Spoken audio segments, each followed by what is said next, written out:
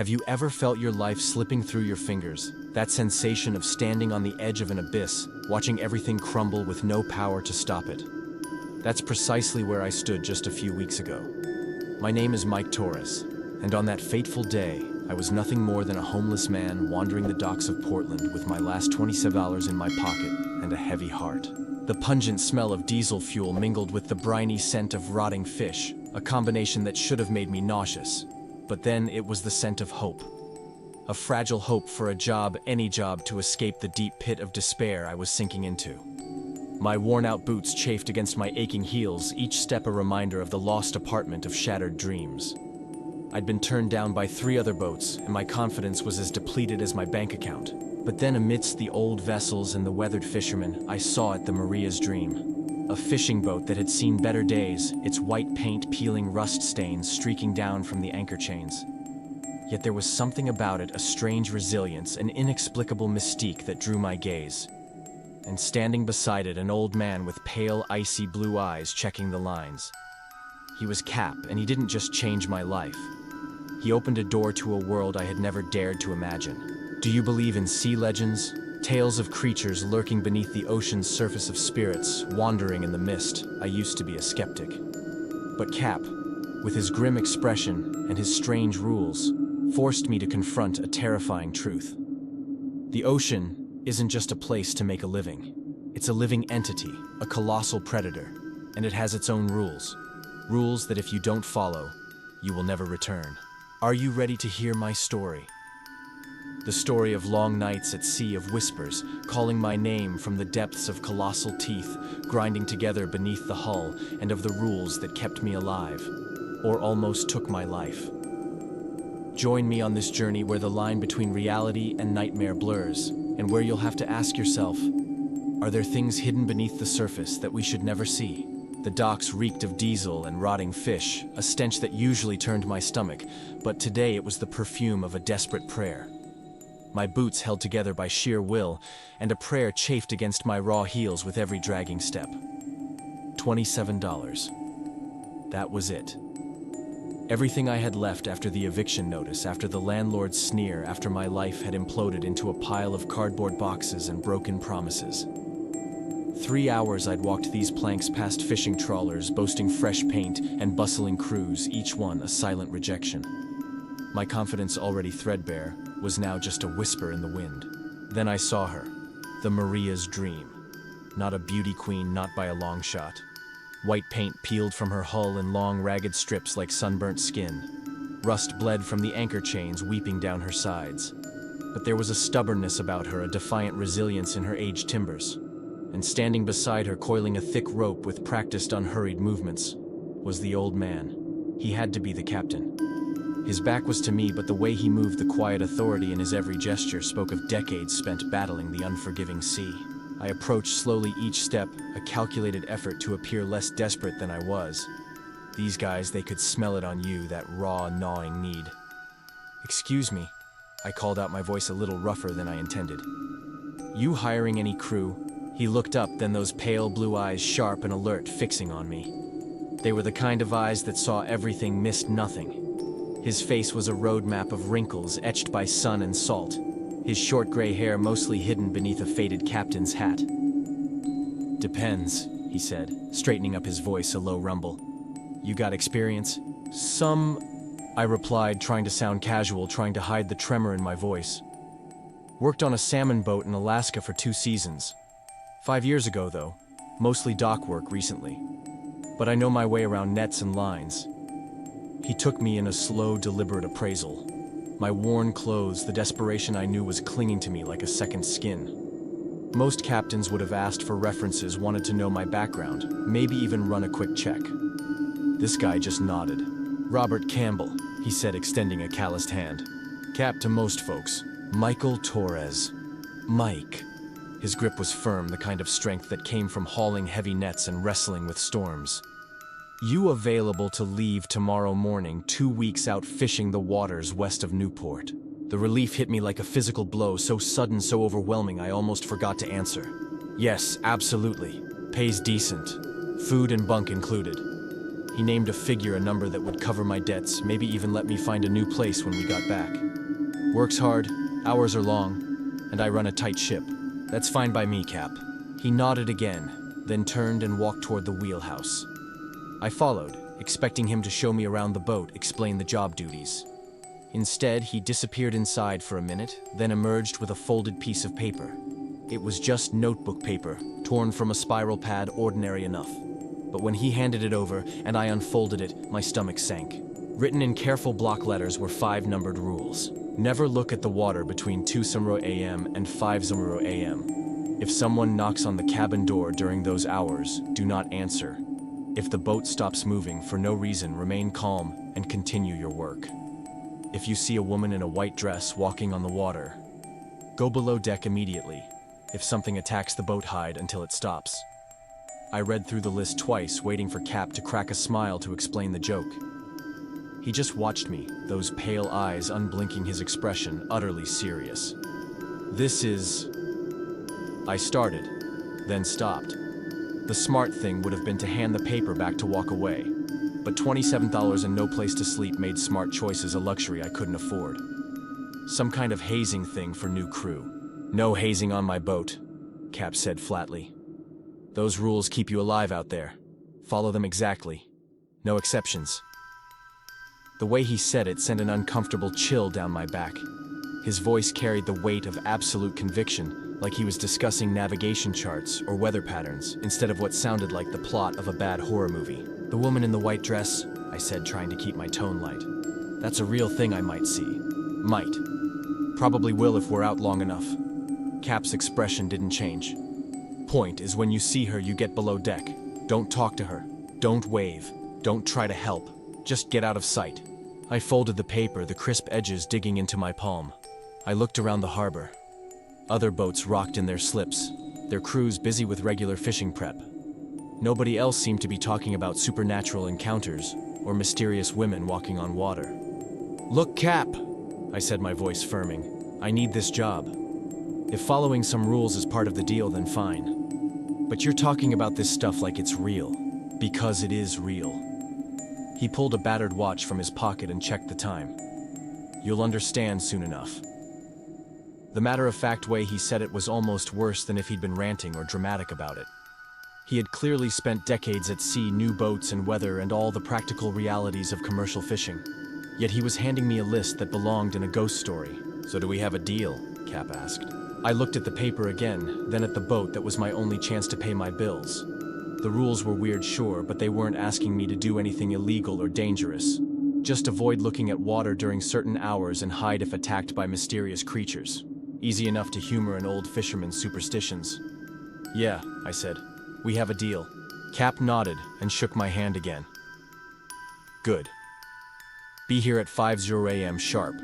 We'll load supplies and head out with the tide. He walked back toward the wheelhouse, then paused. Mike, keep that list on you. Don't lose it. Don't leave it in your bunk. Those rules are the difference between coming home and ending up another missing person report. I watched him disappear into the wheelhouse, leaving me standing alone on the dock.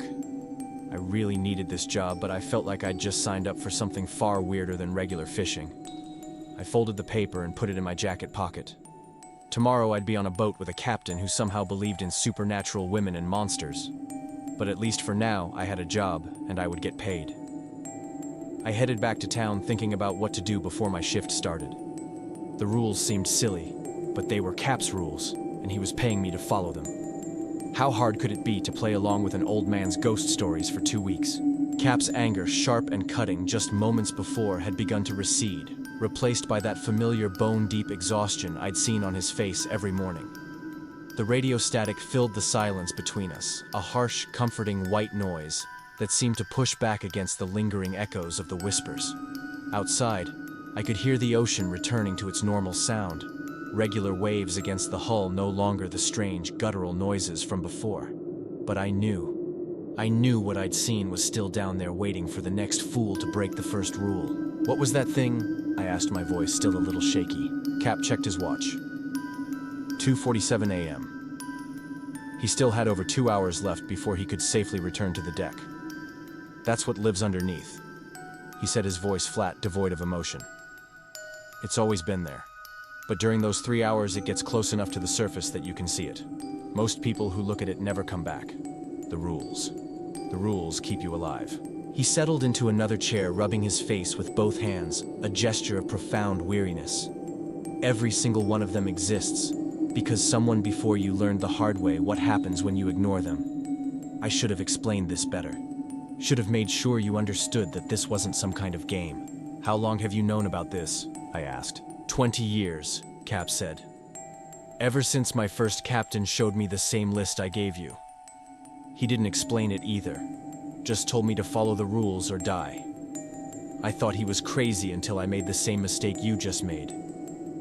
He looked at me with those pale blue eyes, and I saw something I hadn't noticed before. A deep, bone-deep tiredness that came from carrying knowledge too heavy for one person. The difference is, I had someone to pull me back before I fell in. He continued. You're lucky I came looking for you when I did. I thought about that moment at the rail, how I couldn't stop listening to those whispers. If Cap hadn't grabbed me, would I have climbed over? Would I have dropped into that weird gaping maw to join whatever was talking from below? Why do you do this? I asked. Why keep fishing waters that have that thing in them? Cap glanced at his watch again. Because the fish are good, the money's better, and someone needs to know how to navigate these waters safely. There are rules for a reason, Mike. Follow them exactly and you'll be fine. Ignore them. He gestured toward the deck above us, where the whispers had been calling my name just minutes before. I pulled the folded paper from my jacket pocket and read through the rules again. They didn't seem like superstitions anymore. They felt like a survival manual written by people who'd learned through terrible experience what lived in these waters.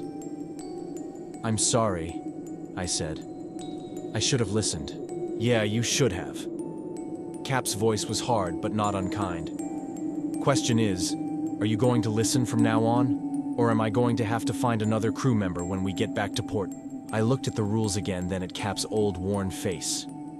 Whatever was under the ocean was real, and it was dangerous. But Cap had been dealing with it for 20 years, following these same steps, and he was still alive. The rules worked as long as you were strict about following them. I'll listen, I said. Cap nodded, and checked his watch one more time. Good. We've got another hour and 15 minutes before it's safe to go back up there. I suggest you use that time to memorize every word on that paper. He was right. The rules weren't suggestions or guidelines. They were the difference between coming home and becoming another missing person report. I'd learned that the hard way, but at least I'd learned it with someone there to save me. I spent the remaining time until 5 a.m., reading and rereading those 5 simple rules, trying to remember everything. When Cap finally opened the hatch and declared it safe to return to deck, the ocean looked completely normal again. Just dark water under a fading moon, with no sign of the horror that stayed beneath the surface. But I knew it was still down there waiting for the next person foolish enough to look at the water between 2 a.m. and 5 a.m. The morning after my encounter with the transformed ocean Cap sat me down at the small table in the main cabin and spread out a manila folder I'd never seen before. My hands still shook slightly when I thought about those massive teeth grinding beneath our boat, and the look on Cap's face told me he had more to explain than just proper fishing protocols. Yesterday you asked why I do this work, he said, opening the folder. Time you understood what you're really dealing with out here. The first document he pulled out was a Coast Guard incident report from 3 years ago. A commercial fishing vessel called the Sarah Ann had been found drifting 40 miles west of Newport. Engines still running. All safety equipment in place. No crew aboard. No signs of struggle or emergency. The boat had simply been found empty, as if 3 experienced fishermen had all decided to step off the deck and disappear. Cap handed me another report, then another. The Morning Star found floating with a full net still hanging from its winch. The Pacific Dream found with breakfast still warm on the galley table and coffee brewing in the pot. 12 boats over the past 15 years, all in roughly the same fishing grounds we were working now. All found empty with no explanation. Every one of these captains thought they knew better. Cap said, tapping the stack of papers. Thought the old stories were just fishermen talking. Some of them probably got curious about things they shouldn't have looked at. Others likely figured they could bend the rules just a little. I picked up one of the reports and read through the details. The officer who investigated noted that personal belongings weren't touched. Money was still in crew quarters, and there were no distress calls or emergency signals. 3 men had simply disappeared from a boat floating in calm seas. "How long have you known about this?" I asked, though I suspected I already knew the answer. 20 years next month." Cap pulled out his old watch and checked the time, even though it was only mid-morning. "I was working for a captain named Frank Morrison when I learned about the rules. He handed me the same piece of paper I gave you. Told me to follow every word or find another job." Cap's expression grew distant as he continued. "I thought Frank was losing his mind. Old salt who'd been at sea too long, you know. But he'd been fishing these waters for 30 years without losing a single crew member. Other boats working the same grounds lost people regularly, but Frank always brought everyone home. He gathered the reports and put them back in the folder. Frank learned the rules from his captain, who learned them from his captain before that. Goes back generations. Passed down from one fisherman to another. The only reason any of us are still alive." I thought about the voices I'd heard whispering my name from beneath those impossible teeth. They had sounded so urgent, so convincing. If Cap hadn't grabbed me when he did, would I have climbed over that rail? Would the Maria's dream have been found empty a few days later? Just another incident report in someone else's folder. "I'm sorry," I said. "I should have believed you from the start." "Yeah, you should have." Cap's voice carried no anger now, just the weight of too much experience. "But you're not the first crew member to test the rules, and you probably won't be the last. Difference is, you're still here to learn from it." He stood up and put the folder away, locking it in a cabinet I hadn't noticed before. "The important thing is what you do from here on. These rules aren't suggestions, Mike. They're the only thing standing between us and whatever's living in these waters." That night when Cap disappeared below deck at exactly 2:00 a.m., I joined him without being asked. We sat in the main cabin listening to that static-filled radio while the boat moved through the forbidden hours above us. I understood now why Cap looked exhausted every morning. Those 3 hours felt endless when you knew what was happening outside, when every sound from the deck could be footsteps or claws or something worse. Cap dozed in his chair, but I stayed awake and alert. Part of me wanted to sneak up to the deck again to see if the ocean would transform the same way it had the night before. I really wanted to look at something I knew I shouldn't see. But every time I felt the urge, I thought about those missing person reports and forced myself to stay put. At 5:00 a.m. exactly, Cap checked his watch and turned off the radio. "Safe to go back up," he said, though he moved slowly and seemed very tired. When we emerged onto the deck, everything looked perfectly normal. The ocean reflected the early morning light seabirds called from somewhere in the distance, and our wake trailed straight and white behind the boat. No sign of the horror that had been just beneath the surface a few hours earlier. 3 days later, while we worked near sunset sorting through our latest catch, the boat's engine suddenly changed pitch. The steady noise that had become background sound over the past week changed to a higher tone, then stabilized again. But something felt different about our movement through the water. I looked up from the net I was untangling, trying to figure out what had changed. The engine sounded fine, our speed seemed normal, but the feeling of forward motion had stopped completely. We were floating in place, neither going forward nor drifting backward, as if something was holding us. My first instinct was to check the engine room or look over the side to see if we'd snagged something on the ocean floor. But then I remembered Rule 3. If the boat stops moving for no reason, remain calm and continue your work. I forced myself to keep sorting fish, fighting the urge to investigate. Cap hadn't even looked up from his own work. He continued putting fish into different containers, checking sizes and species with the same careful attention he'd shown all week. His movements were slow and steady, like someone who'd been through this before. The only sign that he knew something was wrong was how he kept glancing at his watch. Every minute or so, he'd check the time, nod slightly to himself, and return to sorting fish. I tried to act as calm as him, focusing on untangling lines and organizing our catch. Time passed very slowly. The boat stayed perfectly still while the ocean moved around us, waves passing underneath without moving us at all. It seemed like we were stuck in place by something I couldn't see.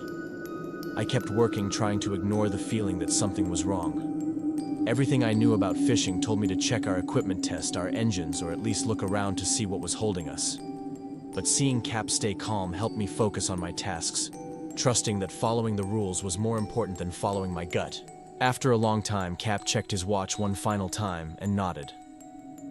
10 minutes exactly, he said, like he'd been counting. Right when he spoke, I felt the boat move forward.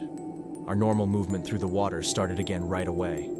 The engine sound stayed the same, but we were definitely moving again, going through waves at our usual speed. Cap looked at me and gave a quick nod. "Good job following protocol," he said, then went back to work like nothing had happened. I stared at him for a moment, then at the ocean around us. Everything looked normal now. Just another evening on the Pacific with nothing to show we'd been stuck in place by something for exactly 10 minutes. But I knew what had happened, and I knew that Cap's timing wasn't a coincidence. As we continued working as the light faded, I realized that these weird events weren't rare or one-time things. They happened regularly out here, following patterns that Cap had learned through 20 years of watching carefully. The rules weren't just protection against the occasional strange event. They were instructions for surviving in waters where impossible things happened all the time. The boat stopped moving sometimes for reasons that had nothing to do with mechanical failure. Things knocked on cabin doors during the forbidden hours, women walked on water, and creatures attacked from below. All of it was real. All of it was dangerous.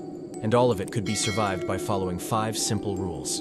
I pulled the folded paper from my jacket pocket and read through the list again now, understanding that each rule came from someone's horrible experience. People had paid a terrible price to learn what happened when you looked at the water between 2 and 5 a.m. Someone else had found out what happens when you answer mysterious knocks on cabin doors. The rules existed because people before me had made fatal mistakes, and their experiences had become these 5 lines of important instructions. Cap was right. The rules were the only thing keeping us alive in this cursed stretch of ocean, and following them exactly was the difference between coming home and joining the crew of another empty boat found drifting in Pacific waters. The days after the boat mysteriously stopped felt different. I found myself watching Cap more carefully, noticing how he handled each task like someone who knew exactly what could go wrong and when. Every routine seemed planned, every timing on purpose. I started checking my own watch more often, though I couldn't shake the feeling I was always looking for the wrong signs. On our 9th day out, the weather turned nasty around 3 Moros in the afternoon. What had started as scattered clouds became a full storm system rolling in from the northwest, bringing choppy seas and driving rain that stung when it hit bare skin. Cap changed our course to ride with the swells rather than fight them, and we worked together to tie down anything that could move or break loose. I was coiling rope near the stern when I noticed something wrong with the water pattern ahead of us. Through the rain and spray, there seemed to be an area where the waves weren't behaving like they should. Instead of the wild churning you'd expect in a storm, the surface looked almost smooth in one spot, like a path had been cleared through the rough water. That's when I saw her. A figure in white was walking across the water toward our boat, moving with calm, steady steps that never hesitated or adjusted for the rolling waves beneath her feet.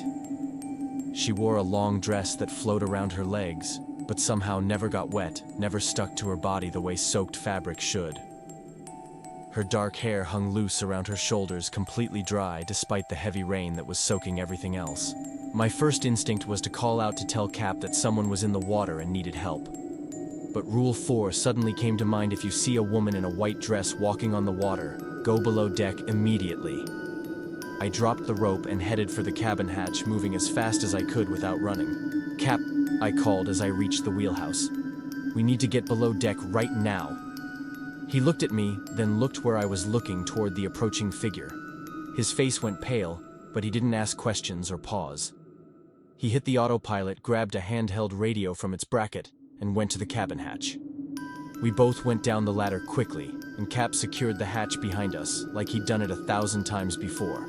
"How close was she?" he asked, checking his watch. "Maybe 50 yards and getting closer." Cap nodded grimly and moved around the cabin, checking that all the windows were latched and pulling down blinds I hadn't noticed before.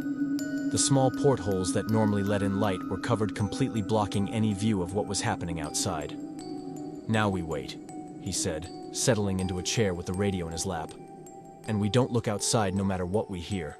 The storm continued to rage above us, but under the sound of wind and rain, I started hearing something else. Footsteps on the deck. Light but clear, moving from the front of the boat to the back slowly and carefully. they weren't the heavy boots of someone trying to keep balance on a rocking deck. These steps were soft and exact, like someone taking a casual walk on solid ground. Cap kept checking his watch while the footsteps continued overhead. Sometimes they stopped near one of the covered windows and I could hear what sounded like gentle tapping on the glass. Not urgent knocking, just soft, patient taps like someone asking nicely to be let in from the rain. The footsteps moved in a path around the entire boat, stopping at each window and doorway. When they reached the main cabin hatch, I heard the tapping get stronger, still not aggressive or demanding, but definitely wanting an answer. Cap motioned for me to stay quiet, though my mouth was so dry I doubt I could have spoken anyway. For nearly an hour, the woman walked her path around our boat. Sometimes the footsteps would stop for several minutes, and the silence felt scarier than the sound had been. During those quiet times, I tried hard to hear any hint of what was happening outside, fighting the strong urge to lift one of the blinds and peek at the deck. But I remembered the changed ocean, the huge teeth grinding under our boat, and the voices that had tried to pull me overboard. Whatever was walking around up there wasn't human, no matter how human it looked. The rules were there for a reason, and that reason was probably standing right outside our cabin. Finally, after what Cap's watch confirmed was 57 minutes, the footsteps stopped. We sat in complete silence for another 10 minutes before Cap slowly raised one of the blinds and looked outside. He checked each window carefully before declaring it safe to return to the deck. When we came out of the cabin, the storm had passed as quickly as it had started. The ocean was calm again, with gentle waves under a cloudy but peaceful sky. But the deck showed something else. Wet footprints covered every inch of the surface. Small, bare feet that had left clear marks in the wetness from the rain. The footprints followed the exact path I'd heard during that long hour below deck. They circled the wheelhouse, stopped at each window, and were all over the place around the main hatch. After such a long visit, I was surprised nothing had been moved or damaged. Equipment was exactly where we'd left it. Ropes were still tied properly, and our fish from earlier that day was still safe in the hold. She was looking for a way in, Cap said, studying the footprints with the attention of someone reading a map. They always are, but the rules work as long as you follow them exactly. 2 nights later, I learned what Rule 5 was designed to protect us from. We'd finished our evening meal and were sitting in the cabin when something large struck the boat's hull near the waterline. The impact sent vibrations through the entire boat strong enough to rattle dishes in the galley and move equipment that was supposedly secured. Cap immediately reached for his watch while I tried to figure out what hit us. Before I could think about it, another impact shook the boat, this one from the starboard side. Then another from below, directly underneath the cabin. Whatever was attacking us was huge, and it was moving around the boat like it knew what it was doing. The impacts became more frequent and violent. I could hear claws scraping against the metal hull, long gouges being drawn across steel plates that should have been too thick to damage. The sound made my teeth ache like fingernails on a chalkboard, echoing through the entire boat. Between the scraping and the impacts came sounds that definitely weren't mechanical. Roars that seemed to come from something with lungs the size of oil drums. Sounds that carried notes too low and too high for human hearing, but somehow reached me anyway. The sounds made me feel deep instinctive fear. "Robert's quarters," Cap said, standing up from the table. "Rule 5, now." We moved to the captain's personal cabin. Cap locked the door behind us and checked that the single porthole was not only covered, but secured with additional latches I hadn't seen elsewhere on the boat. The attacks continued outside, now focused on different parts of the hull, as whatever was down there tested our defenses. The scraping got more intense, and I noticed that the creature was actually breaking through the outer hull plates. Metal was being torn away with sounds like steel being ripped apart, but the damage seemed to stop at the inner hull, as if the boat had been specifically designed to handle this kind of attack. "How long does this usually last?" I asked, though I wasn't sure I wanted to know the answer. Cap checked his watch again. 5 minutes, he said. Always exactly 5 minutes. Never longer, never shorter. As if answering his words, the attacks got even worse. The whole boat shook each time something hit it, and the roaring got so loud I felt it in my chest. The scraping now sounded like many sets of claws working together, checking every outside surface for weak spots. But at exactly the 5-minute mark, according to Cap's watch, everything stopped. The silence came so suddenly that my ears rang in the quiet. No more hits, no more scraping, no more strange roars. Just the normal creaking of a boat at sea and the distant sound of waves against the hull. We waited another 10 minutes before Cap unlocked the door and took us back to the main cabin. Everything inside looked just like we'd left it, though the boat had clearly taken a beating. When we went on deck the next morning, I saw cuts in the hull that went halfway through steel plates nearly an inch thick, but the damage stopped just short of breaking through to the inside. My previous crew members either ignored the rules or panicked when this happened, Cap said as we examined the claw marks in the morning light. The ones who ignored the rules went outside to investigate. The ones who panicked tried to fight back or make noise. Neither approach worked out well for them. I ran my fingers along one of the gouges, feeling the sharp edges where something incredibly powerful had torn through metal like paper. The marks were too large and too deep to have been made by any creature I could identify, and they covered areas of the hull that should have been impossible to reach from the water. What happened to them? I asked, though I suspected I already knew. Same thing that happened to all those other crews, Cap said. They're part of the missing person reports now. Boats found empty. No sign of struggle. No explanation for where everyone went. He looked at me with his pale blue eyes. The difference between coming home and disappearing isn't luck, Mike. It's discipline. Following the rules exactly every time, no matter how scared you get or how much you want to do something else. That day changed how I understood our situation. The supernatural events weren't random things that might or might not happen during our trip. They were regular, predictable things that Cap had learned through careful watching and tough experience. The rules weren't suggestions for dealing with the occasional weird incident. They were a precise survival guide for traveling through waters where impossible things happened on schedule. I started checking my watch all the time, timing everything from meal breaks to equipment maintenance. I memorized not just the 5 rules, but every detail of how Cap put them into action. When he covered windows, I noted which latches he used and in what order. When he picked hiding places, I studied what made them work well. When he timed events, I copied his exactness and learned to trust the patterns he'd found. The rules worked, but only if you stuck to them exactly and kept your cool when everything inside you screamed to do something else. Staying alive in these waters took more than just knowing what not to do. It took the discipline to fight against your instincts when faced with things that didn't make sense. I got why so many crew members before us had failed. It wasn't enough to believe in the supernatural threats, or even to know how to protect yourself.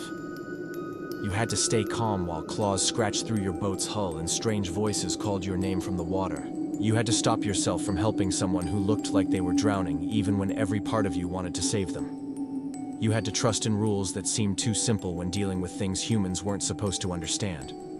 But the rules worked.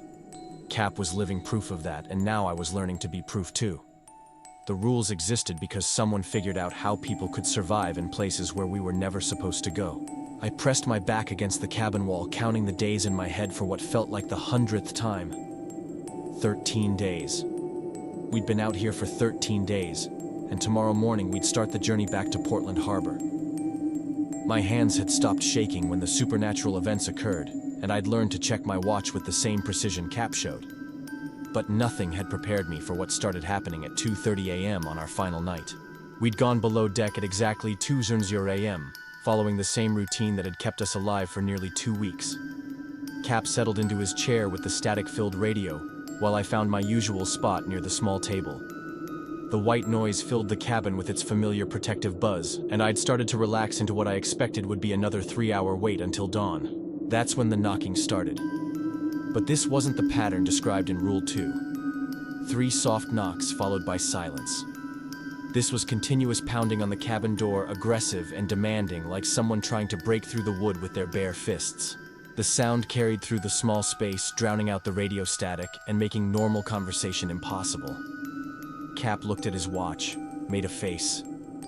In all my time aboard the Maria's Dream, I'd never seen him appear uncertain about anything related to the supernatural schedule. But this knocking was different from what the rules had taught me to expect, and his expression showed he was recalculating something in his head. Rule 2 says 3 knocks, I said, raising my voice over the pounding. I know what Rule 2 says.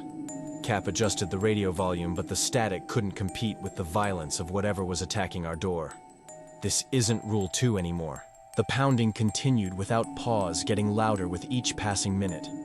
I could hear the wood starting to strain under the impacts, creaking in ways that made me think the door might not hold much longer. Cap moved around the cabin, checking latches and securing loose items. But he didn't look as sure of himself as usual. That's when I felt the boat stop moving. The normal feeling of moving through the water disappeared instantly, leaving us floating still while the ocean moved around us. But unlike the previous time this happened, when everything stayed calm except for our lack of movement, now the boat began rocking violently from side to side. Something big was moving in the water around us, making waves that slammed into our hull from all sides. Cap checked his watch again. 10 minutes, he muttered. But he didn't sound as sure as he did when this happened before. The knocking on the door got louder along with new sounds from the deck above us.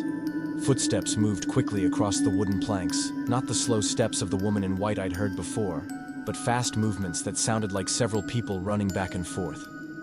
With the footsteps came scratching sounds like claws or fingernails being dragged across the deck. Then I heard the whispers. At first, they seemed to be coming from outside the boat from the wind or the ocean, but they grew louder until I realized they were coming from inside the cabin walls themselves. Many voices talking at once in languages I couldn't understand, all of them sounding urgent, all of them trying to tell me something important. "Mike!" Cap's voice cut through the chaos of sound surrounding us. "Check the windows!" I moved to the nearest porthole and carefully lifted the edge of the blind Cap had put up earlier. Through the small opening, I could see the deck lit up by moonlight, and my blood went cold at what I saw. The woman in white was right outside our window, but she wasn't alone. 3 identical figures in flowing dresses stood around the cabin, each one motioning toward the windows, with slow, weird movements. Their faces were impossible to see clearly. They got blurry whenever I tried to focus on any details, but they moved together with purpose, like they knew exactly what they were doing. "They're here," I said, dropping the blind back into place. "Multiple women. They want us to come outside." Cap nodded grimly and moved to check the other windows. At each one, he confirmed the presence of figures in white, all of them making the same beckoning gestures, all of them positioned to be visible no matter which direction we looked. The boat shuddered as something massive struck the hull from below. This wasn't the systematic testing I'd experienced during the previous attack. This was a coordinated assault from creatures that seemed to be working together. Multiple impacts shook the vessel simultaneously, accompanied by the familiar sound of claws scraping against steel. But now there were so many claws working at once that the scraping became a continuous shriek of metal being torn apart. "They're all happening at the same time," I realized, shouting to be heard over the cacophony. "Every rule, every threat. This isn't random." Cap looked at me with those pale blue eyes, and for the first time since I'd met him, I saw something that might have been fear. "Final night," he said. "They always try this on the final night." The pounding on the door got so loud it didn't seem possible. The wood was definitely getting weaker now, and I could see cracks forming around the hinges.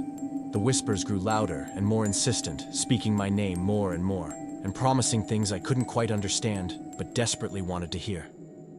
The women outside the windows pressed closer to the glass, their gestures becoming more urgent.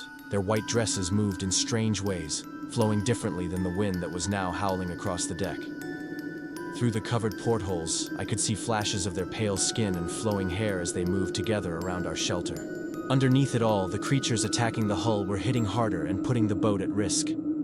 I could hear rivets popping and metal plates coming apart as claws dug into gaps between steel sheets. The scratches were definitely going deeper than during the last attack. "We need more barriers," I said, fighting to think clearly despite the overwhelming sensory assault. Cap nodded and went to a storage compartment I hadn't noticed before. He pulled out extra latches and reinforcement plates, tossing half of them to me. "Secure every opening," he called over the noise. "Double-check every lock." We worked together to strengthen the cabin, adding extra security to windows and doors that already looked well protected. Working with my hands helped me stay focused, while all the noise and commotion continued around us. The attacks kept coming without stopping. The knocking on the door went on non-stop, the footsteps kept racing across the deck, and the whispers continued their urgent pleas. The women in white kept waving us over, and the creatures below kept tearing apart our hull. But I was getting used to the chaos in ways that surprised me. My hands stopped shaking as I installed the extra latches. My breathing got steady as I checked our security measures again and again. The terror I'd felt during my first weird encounters was still there, but it didn't control what I did anymore. I thought about the rules that had kept us alive. They weren't just safety measures. They tested how well we could stay disciplined under extreme pressure. Anyone can follow simple instructions when things are calm, but sticking to the rules perfectly while supernatural forces attacked every sense took serious mental strength. Cap watched me work, and I caught a look of approval on his face. He moved carefully, even with all the chaos, checking his watch regularly and treating this attack like any normal scheduled event. His calmness gave me something to focus on when the whispers got too loud or the waving figures became too hard to ignore. "How long?" I asked, installing the final reinforcement latch. Cap checked his watch. 2 hours and 18 minutes left. 2 hours. I leaned back against the cabin wall and got ready for the longest wait of my life. The attacks weren't slowing down, and I figured they would keep going until exactly 5:00 a.m., testing us for every minute we had left of the dangerous hours. The woman outside my window pressed her face against the glass, her features changing and blurring, but her eyes stayed locked on mine. Her mouth moved in words I couldn't hear over the other sounds, but I could read her lips saying my name over and over again. She raised one pale hand and drew shapes on the glass that seemed to glow. I made myself look away and focus on Cap's watch instead. The steady ticking gave me a beat I could follow, counting seconds and minutes instead of listening to the whispers coming through the walls. Time crawled by slowly, but it did move, bringing us closer to dawn and safety with each tick. The creatures below had found new areas to attack, and I could feel parts of the hull starting to weaken, but the damage stayed under control, not quite breaking through to the cabin level. Someone had built this boat to handle exactly this kind of attack, strengthening the important areas while letting surface damage keep the creatures busy. Around 4:00 a.m., the attacks hit a high point that seemed too intense to keep up. Every supernatural threat we'd seen during our 2 weeks at sea was now here, all at once, working together in a way that showed they were smart and planning. But instead of getting overwhelmed, I found myself studying how they attacked and noticing details that might help if we ever faced this again. The knocking followed certain patterns that came back every few minutes. The women moved around the cabin in turns, always keeping at least one of them looking through a window. The whispers came in waves, getting louder before dropping to very quiet and starting again. Even the creatures below seemed to follow a plan, focusing on specific parts of the hull before moving to new spots. "They're organized," I said to Cap during a brief lull in the knocking. "Always have been," he replied, checking his watch again. 43 minutes left. As we approached 5:00 a.m., I realized something had changed in my relationship with these supernatural forces. I was no longer just trying to survive their attacks. I was studying them, learning their patterns, and understanding how they operated. The terror remained, but it was now joined by curiosity and analytical thinking that helped me stay calm. The final minutes crawled by slowly, but Cap's watch continued its steady advance toward dawn. At 4:58 a.m., he moved to the radio and adjusted the volume to prepare for the return to normal conditions. At 4:59, he positioned himself near the cabin door, ready to check the all-clear signal he'd learned to recognize. At exactly 5:00 a.m., according to his watch, everything stopped. The silence was so sudden and complete that my ears rang in the empty quiet. No more knocking, no more footsteps, no more whispers, no more scraping from below. The boat's normal forward motion resumed instantly, and the violent rocking stopped as if someone had flipped a switch. Through the covered windows, I could see the early morning light starting to show across the deck. Cap waited a full 10 minutes before checking the first window. When he confirmed that the deck was clear and the women had disappeared, we began carefully removing our extra barriers and returning the cabin to normal. When we finally came out onto the deck, the damage was everywhere. Claw marks covered every surface deeper and worse than any previous attack. Footprints in dozens of different patterns ran all over the wooden planks. Even with all the damage from the attack, our equipment was still in place and working. Final test. Cap said, examining the damage with the attention of someone reading a detailed report. "They throw everything at you on the last night to see if you'll break." I looked at the gouges that had come within millimeters of penetrating the hull, completely understanding how close we'd come to disaster. "What happens to crew members who don't pass the test? Same thing that happens to everyone else who breaks the rules," Cap said. "They become part of the missing person reports." As we worked together to secure our gear and prepare for the trip home, I realized that something big had changed during that 7-hour ordeal. I no longer felt like a desperate man who'd taken a strange job because I needed money. I felt like someone who'd proven he could survive in situations most people couldn't handle. The rules weren't just there to keep us safe. They were a test to find people who could stay focused and calm when things got crazy. The supernatural stuff in these waters wasn't just trying to kill us. It was deciding who belonged in this hidden world and who didn't. I pulled the folded paper from my jacket pocket and read through the 5 rules one last time. Each line stood for knowledge that people had died to learn, but they also showed the difference between giving into chaos and staying in control when facing things no one could understand. We started our engines and headed the Maria's Dream toward Portland Harbor, leaving behind waters that had put me to the test and let me live. The sun got brighter as we traveled, warming the deck and drying up the mess from our weird encounters. But I knew I wasn't the same person who'd walked those docks 2 weeks ago, desperate for any kind of work.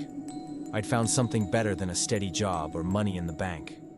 I'd learned I could handle a world where following old rules kept you alive, where staying smart and focused let people survive in places we shouldn't be able to. The Pacific Ocean was all around us as we headed home, pretty but dangerous, and hiding things most people would never guess. But I wasn't like most people anymore. I'd earned my spot with the few who knew what lived under these waters and how to deal with things that made no sense. I got it now. That I'd found more than just a job. I'd learned I could survive in a place where crazy stuff happened all the time, where following 5 simple rules could be the difference between making it home or ending up like all those people who disappeared in these deadly waters. The familiar skyline of Portland Harbor emerged from the morning mist, a sight that should have brought a wave of relief, a sense of triumph. But as the Maria's Dream cut through the calm waters of the bay, I felt nothing. No joy, no overwhelming sense of escape.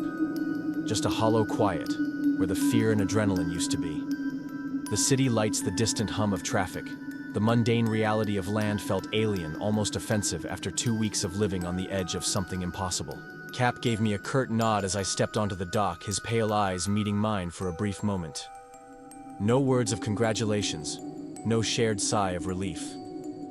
He simply turned and began securing the lines, his movements as precise and unhurried as ever. He knew. He knew I wasn't the same Mike Torres who had begged for a job 2 weeks ago, and I knew he saw it. The knowledge of what lay beneath the waves, the discipline forged in terror, had etched itself onto my very being. I had money in my pocket, enough to pay off my debts, enough to find a small, cheap apartment. The first steps on solid ground felt strange, almost too stable. My legs still subtly swayed, as if adjusting to the phantom roll of the boat. The air, free of salt and diesel, felt thin, lacking the raw, vital tang of the open ocean. I walked away from the docks, away from the Maria's Dream, trying to re-enter the world I had left behind. But the world had changed, or rather I had. The first night back in a real bed, I woke up at exactly 2:00 a.m., my heart hammering against my ribs. The silence of the small room was deafening, a stark contrast to the constant creaking and groaning of the boat, the ever-present static of Cap's radio. I stared at the ceiling, seeing not plaster, but the dark, churning water, imagining those colossal teeth grinding just inches below me. Every shadow in the room seemed to writhe, every creak of the old building sounded like the scraping of claws on metal. I didn't dare look out the window, convinced I would see a pale face pressed against the glass, or a figure in white walking calmly across the street below. The distant wail of a siren sounded like the low, guttural roar of something inhuman. I lay there rigid, counting the minutes until 5:00 a.m., the arbitrary hour that marked the end of the forbidden time, the moment when the world was supposedly safe again. The rules, those 5 simple lines of instruction, had become ingrained in me. They weren't just superstitions anymore. They were a fundamental part of my operating system. I didn't fear them. I respected them. They were the only map I had for navigating a reality that had expanded beyond anything I'd ever conceived. I tried to find a normal job, something on land, something safe. But the mundane tasks, the predictable routines, felt utterly meaningless. My mind kept drifting back to the vast, dark expanse of the ocean, to the Maria's Dream, and to the chilling secrets it held. Every sound, every shadow, every moment of quiet felt charged with a new, unsettling significance. A sudden knock on my apartment door would send a jolt of adrenaline through me, and I'd instinctively check the time, my mind racing through Rule 2. The sound of rain against the window pane would conjure images of the woman in white, her dry hair flowing in the storm, her silent beckoning gestures. I found myself avoiding looking at large bodies of water, even the small pond in the city park, especially after dark. The thought of what might be lurking just beneath the surface, unseen, unheard, was a constant chilling companion. Sleep offered no escape. My dreams were vivid, terrifying replays of the final night, the relentless pounding on the door, the frantic footsteps on the deck, the chorus of whispers that called my name from every direction. I would wake up in a cold sweat, the phantom sensation of claws scraping against metal still tingling in my ears. The line between waking and dreaming, between reality and nightmare, had blurred irrevocably. I tried to talk about it once to a bartender who seemed friendly enough. I started to describe the rules, the things I'd seen. His eyes glazed over. Then he chuckled, dismissing it as sea stories and too much sun. I stopped talking. How could I explain the truth to someone who hadn't seen it, hadn't felt it, hadn't survived it? The knowledge was a heavy burden, a secret that isolated me from the normal world. The city, once a refuge, now felt like a cage. The buildings seemed too small, the air too still. I found myself drawn back to the docks, not for work, but just to be near the water, to breathe the familiar scent of salt and diesel. I'd walk for hours watching the fishing boats come and go, a strange longing growing in my chest. It wasn't a longing for the money or even for the adventure. It was a longing for the clarity, the stark, terrifying truth of the ocean. On land, everything felt fake, a flimsy facade over a reality I now knew was far more complex and terrifying. The rules, the fear, the constant vigilance. That was real. That was life. And the mundane existence I was trying to force myself back into felt like a pale imitation. The Maria's dream was still there, sometimes docked, sometimes out at sea. I'd see her from a distance, a dark silhouette against the horizon, and a strange pull would tug at me. A pull that was both terrifying and irresistible. It was the call of the deep, the echo of those whispers, the silent invitation from a world I now knew existed. I had survived it, yes. But a part of me, a deep primal part, had been irrevocably changed, marked by the encounter. And that part of me knew with a chilling certainty that my time on land was merely a temporary reprieve. The ocean and the horrors it held were waiting. And I, Mike Torres, was now inextricably bound to them. A month. 31 days had crawled by since I'd stepped off the Maria's dream, each one a slow, agonizing lesson in the unbearable weight of normalcy. I'd found a small, cheap room above a noisy bar, the kind of place where the bass from the jukebox vibrated through the floorboards until 2 a.m. I'd even landed a temporary gig at a warehouse stacking boxes. It was safe. It was predictable. It was utterly, soul-crushingly empty. Every morning I'd wake up before my alarm, the phantom rocking of the boat still in my bones. I'd check the time, a habit ingrained so deeply it felt like a physical tick. 4:30 a.m. Too early for the warehouse, too late to still be in the forbidden hours. The silence of the room, broken only by the distant rumble of a garbage truck, felt wrong. My ears strained for the familiar creak of the hull, the hiss of the waves, the comforting static of Cap's radio. I missed the constant vigilance, the sharp edge of fear that had made every breath feel vital. On land, life was dull, muted, like watching a movie with the sound turned down. I tried to distract myself. Read books. Watched old movies. Even went to a local bar hoping for some human connection. But every conversation felt shallow, every laugh hollow. How could I explain the crushing weight of knowing what lived beneath the waves, what walked on them, what knocked on doors in the dead of night? How could I relate to small talk about sports or the weather when I'd faced things that defied all logic and reason? The secret was a wall between me and everyone else, a heavy, invisible burden. My feet, it seemed, had a will of their own. Almost every afternoon after my shift at the warehouse, I'd find myself walking toward the docks. It wasn't a conscious decision, more like an instinct, a homing beacon pulling me back to the place where I truly felt alive. I'd stand there leaning against a cold railing, watching the fishing boats come and go, their engines a low, comforting thrum. I'd scan the horizon, searching for a familiar silhouette, a particular angle of the mast, a certain way the light caught the peeling white paint. And then one afternoon I saw her. The Maria's dream. She was docked further down the pier than usual, nestled between two larger, newer trawlers, almost hidden. But I knew her. My heart, which had felt like a dead weight for weeks, gave a sudden, violent lurch. A mix of dread and exhilaration surged through me, a potent cocktail I hadn't realized I craved. I knew I should turn away, walk back to my safe, boring life. But a magnetic force stronger than any rational thought pulled me forward. As I approached, Cap was standing on the deck, his back to me, gazing out at the vast, indifferent expanse of the ocean. He wasn't doing anything, just standing there, a solitary figure against the backdrop of the setting sun. He seemed smaller, more stooped. The usual rigid posture that spoke of unyielding strength seemed to have softened, replaced by a subtle slump in his shoulders. His movements, when he occasionally shifted his weight, were slower, more deliberate, as if each one cost him a little more effort.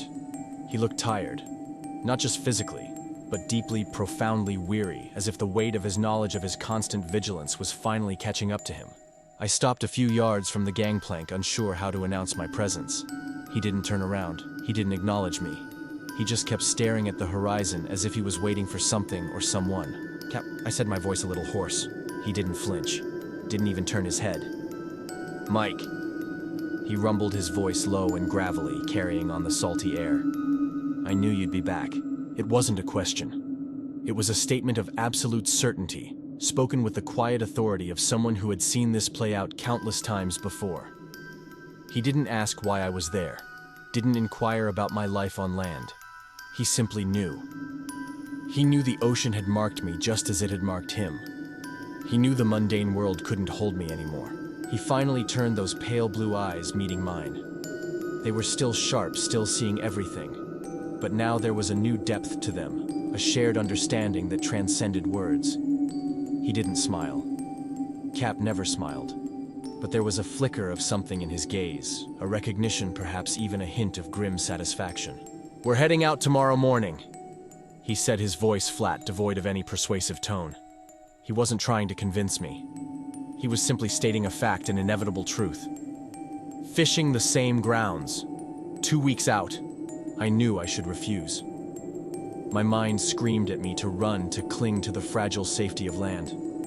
I had a roof over my head, a job, a chance at a normal life. But the thought of that normal life of stacking boxes and listening to jukeboxes felt like a slow, suffocating death. The memory of the pounding on the door, the whispers, the woman in white, the grinding teeth. It was terrifying, yes, but it was also exhilarating. It was real. It was life stripped bare of all pretense. The words came out before I could even fully process them, a primal urge overriding all logic. "Yes, Cap," I said, my voice surprisingly steady, firm. "I'll go." He simply nodded, a slow, deliberate movement. "Good. 5:00 a.m. Sharp." He turned back to the ocean, his gaze once again fixed on the horizon, as if already seeing the unseen horrors that awaited us. He didn't offer a hand, didn't say, "Welcome back." He didn't need to. The unspoken understanding hung heavy in the air between us. I was back. And this time I knew exactly what I was signing up for. The lure of the unknown, the terrifying truth of the deep, had finally pulled me back into its chilling embrace. And a part of me, the part that had been dead on land, felt a terrifying surge of life. The second voyage began with a deceptive familiarity. The pre-dawn chill, the rhythmic thrum of the engine, the salty tang of the air. It all felt like a homecoming. I moved around the deck with a newfound confidence, my hands instinctively finding the right ropes, my feet steady on the rolling planks. I was no longer the desperate novice, but a man who had faced the impossible and returned. Cap, too, seemed to acknowledge this unspoken shift. He gave me more responsibility, his instructions briefer, his trust evident in his silence. Yet beneath the surface of this familiar routine, something felt subtly, chillingly different. Cap, though still as disciplined as ever, carried a heavier burden. His pale eyes, once merely sharp, now held a profound weariness, a deeper shadow that spoke of countless nights spent battling unseen forces. He moved with a quiet resignation, as if each day at sea was a testament to an endless, draining war. I noticed him checking his watch more frequently, not just during the forbidden hours, but at odd times throughout the day. A quick, almost furtive glance, as if confirming some unseen schedule, and I too was different. The raw terror of my first encounter had been replaced by a cold, analytical understanding. I still felt fear, a primal dread that coiled in my gut, but it no longer paralyzed me. Instead, it sharpened my senses, honed my focus. I could read the subtle shifts in the ocean's mood, feel the minute changes in the boat's vibration, anticipate Cap's next move before he made it. I had learned to trust my instincts and, more importantly, to trust the rules. They were no longer just a list. They were a language, a code for survival in a world that defied logic. But with this new understanding came a new unsettling sensation, the feeling of being watched. It wasn't Cap's gaze or the curious stares of the gulls. It was something else, something vast and ancient emanating from the very depths of the ocean itself. Every time I looked down at the water, even in the bright light of day, I felt it. 1,000 unseen eyes tracking my movements from below. The rhythmic slap of waves against the hull sometimes morphed into a low, guttural murmur, a chorus of whispers that seemed to call my name, a siren song I had to actively fight to ignore. The ocean, once a vast, indifferent expanse, now felt alive, sentient, a colossal entity that knew I was there, that remembered my previous transgression. It was no longer just a place to fish. It was a hunting ground, and I was its prey, or perhaps its reluctant guest. On the third night, as Cap retreated below deck at precisely 2:10 a.m., leaving me alone on watch, the sea was unusually calm. The moon, a sliver of silver in the inky sky, cast a shimmering path across the water. I stood at the rail, my hands gripping the cold metal, my gaze fixed on the horizon. I knew better than to look down, but the temptation was a physical ache in my chest. The memory of those colossal teeth, the swirling darkness, the whispers that had almost pulled me in. It was a terrifying magnet. I fought the urge, focusing on the distant stars, on the faint glow of the compass light. But then a subtle shift in the water caught my eye. Not a wave, not a current, but a disturbance, a ripple that seemed to emanate from deep below the surface. It was too subtle to be a fish, too deliberate to be natural. My eyes, against my will, drifted downwards, and this time I didn't see the teeth. Instead, I saw fleeting glimpses, dark shapes darting through the moonlit water, too quick to fully register, too indistinct to identify. They were not fish. They were not marine life I recognized. They were elongated, shadowy forms, moving with an unnatural grace, their movements fluid and silent. They seemed to be circling the boat just beyond the reach of the moonlight, their presence a chilling certainty. And then a flash. A pale, almost translucent form, barely visible in the depths, moving with a strange, undulating motion. It was gone in an instant, but the image burned itself into my mind. It wasn't the woman in white, not exactly. But it was something that felt connected. Something that belonged to the same impossible world.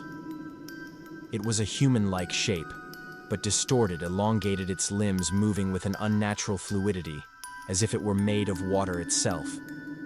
It was a ghost, a phantom, a chilling echo of what had once been human, now trapped in the abyssal darkness. A cold dread seeped into my bones, deeper than any fear I had felt before. These weren't just monsters. These were the remnants, the echoes of those who had failed to follow the rules. They were the lost, the consumed, forever bound to the depths, forever circling the living, a silent, terrifying warning. They were the ones who had listened to the whispers, who had answered the knocks, who had looked when they shouldn't have. And now they were part of the ocean's silent, watchful gaze.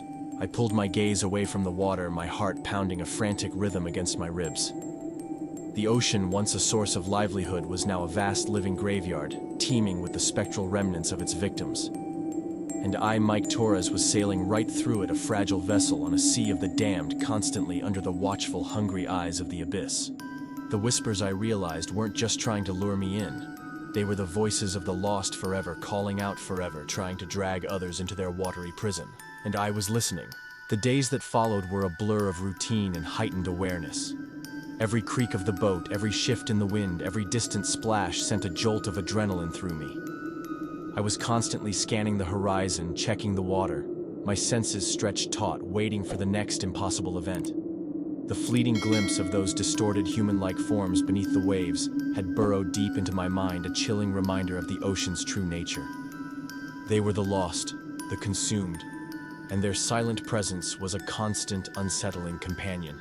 On the fifth night of our second voyage, the air in the cabin felt heavy, charged with an unspoken tension. Cap had been unusually quiet all day, his pale eyes darting towards the clock more frequently than usual. I felt it too, a prickling sensation on the back of my neck, a premonition of something different, something worse. At precisely 2:00 a.m., Cap and I were below deck, the familiar static of the radio filling the small space. The boat moved steadily through the dark water, the only sounds the hum of the engine and the gentle lapping of waves against the hull. I was settling into the familiar rhythm of the forbidden hours, my mind already preparing for the long, silent wait until dawn. Then it came. 3 soft, deliberate knocks on the cabin door. Tap, tap, tap. My breath hitched. Rule 2. This was it. The classic textbook knock. I sat rigid, my eyes fixed on the door, fighting the primal urge to flinch, to even breathe too loudly. Cap across from me was equally still, his gaze fixed on the same spot. The silence that followed the knocks was profound, broken only by the radio static and the frantic pounding of my own heart. But then, a new sound. A voice. Soft, melodic, yet clear as a bell, it drifted through the thick wooden door as if the speaker were standing right beside me. Mike. My name. My actual name. Spoken with a gentle, almost tender inflection. It wasn't the chaotic, guttural whispers from the abyss, nor the frantic, desperate pounding of the final night of the last trip. This was a singular voice, a woman's voice, sweet and inviting, calling my name. Mike Torres. Cap, who had been sitting perfectly still, suddenly stiffened. His head snapped towards me, his pale eyes wide, a flicker of something I hadn't seen before in their depths. Fear.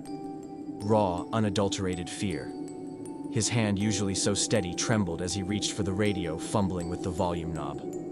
The static roared to life, a desperate attempt to drown out the voice, but it was useless. The voice was inside my head now, clear and resonant, cutting through the noise.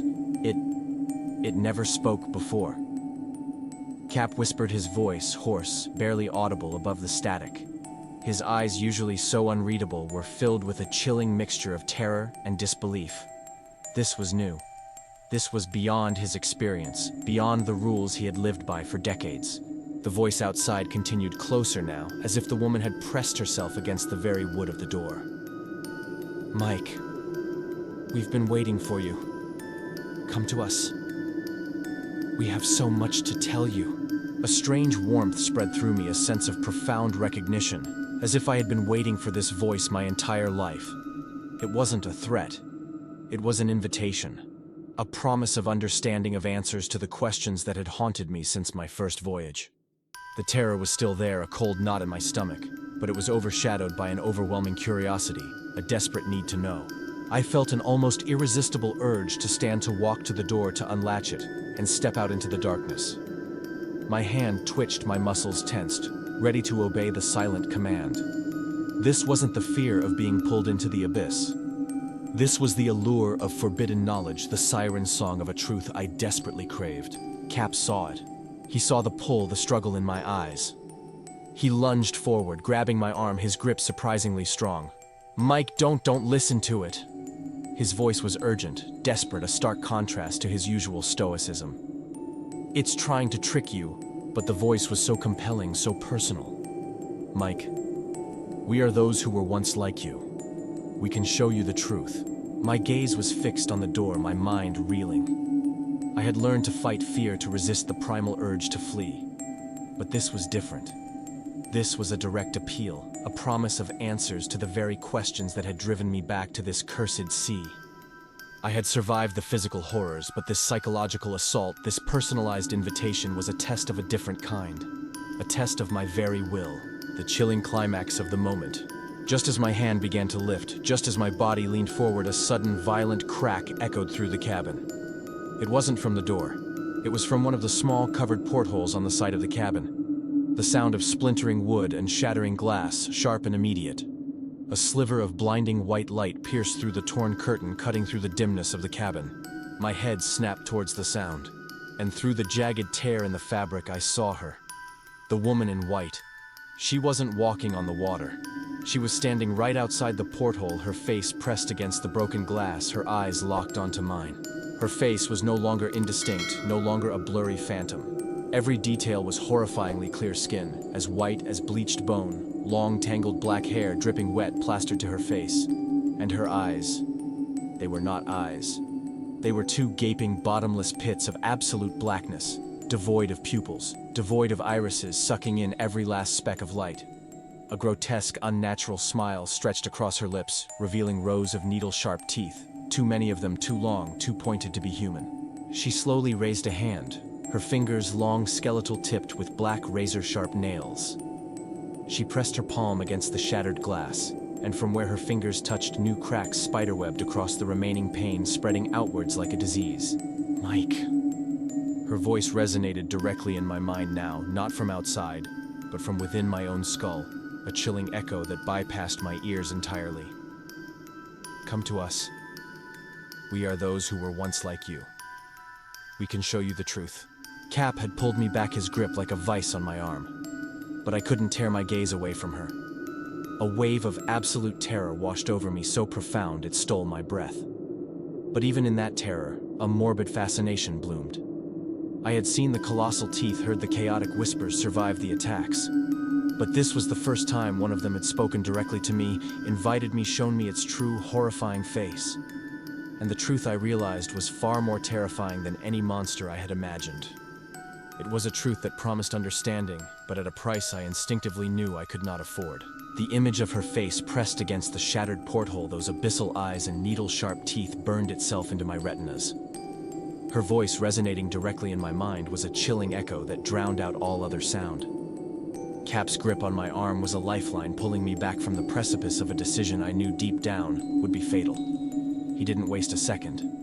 With a speed that belied his age, he grabbed a heavy canvas tarp and a coil of rope, shoving them into my hands. "Cover it!" he barked, his voice raw-strained. "Now don't look at her!" My hands fumbled, still trembling from the shock. The cold, wet air from the broken porthole streamed into the cabin, carrying with it the faint, cloying scent of salt and something else, something ancient and decaying. I could still feel her gaze, even with my back to the window, a burning pressure on my skin. I wrestled with the tarp, my fingers clumsy, trying to secure it over the jagged opening. As I worked, I could hear the soft, persistent tapping on the canvas, right where her face had been. Tap, tap, tap. It was no longer a gentle request. It was a relentless, maddening rhythm, a constant reminder of her presence just inches away. Cap, meanwhile, had already moved to the radio, cranking the volume knob, until the static roared, a deafening wall of white noise that vibrated through the very floorboards. It was a desperate attempt to drown out the voice in my head, the one that continued to whisper my name, promising truth and understanding. But the voice persisted, a chilling counterpoint to the static weaving its way through the noise, always clear, always personal. "They're trying to break you, Mike," Cap yelled over the din, his voice strained. He wasn't looking at me, his eyes scanning the cabin as if expecting another breach. "They know you saw them. They want you." I slumped against the cabin wall, the tarp finally secured, though I knew it was a flimsy barrier against whatever was out there. My mind was a battlefield. Logic screamed at me to cling to Cap's rules, to the safety of the cabin. But a deeper, more primal part of me, the part that craved answers, was still drawn to the woman's invitation. I had survived the physical horrors, but this psychological warfare, this direct appeal to my deepest curiosities, was a far more insidious threat. Cap sat opposite me, his pale eyes fixed on my face, not on the door or the covered porthole. He was watching me, his gaze intense, unwavering, as if he was guarding me from myself. He knew the true danger wasn't just outside. It was the insidious pull from within. "You've faced worse, Mike." Cap said, his voice cutting through the static, surprisingly calm despite the chaos. "Don't let them win now. You learned how to survive. Trust what you've learned." The pounding on the door continued, a relentless, rhythmic assault that seemed to vibrate through my very bones. The whispers, though partially masked by the static, still seeped into my consciousness, a chorus of voices now, not just hers, but many, all calling my name, all promising the same elusive truth.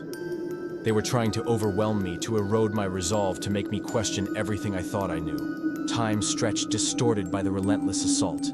Every minute felt like an hour. I closed my eyes, trying to focus on the steady tick of Cap's watch, on the harsh, comforting static of the radio. I tried to build a mental wall against the whispers to shut out the image of that horrifying face. But then I started seeing them. Not with my eyes, but in my mind's eye, vivid and terrifying. The ghosts. They flickered into existence, translucent, shimmering figures, their faces contorted in silent screams, their eyes hollow and empty. They were men and women dressed in tattered clothes, their bodies bloated and distorted, their skin pale and translucent. They drifted through the cabin, passing through walls and furniture, their movements slow, agonizing. They were the missing. The ones who had answered the knock. The ones who had looked at the water. The ones who had tried to fight back. They were the crew members from the Sarah Ann, the Morning Star, the Pacific Dream. Their faces were etched with a profound eternal despair, a silent testament to their fatal mistakes. They didn't speak, not with their mouths. But their presence was a scream, a chilling warning that resonated directly in my mind.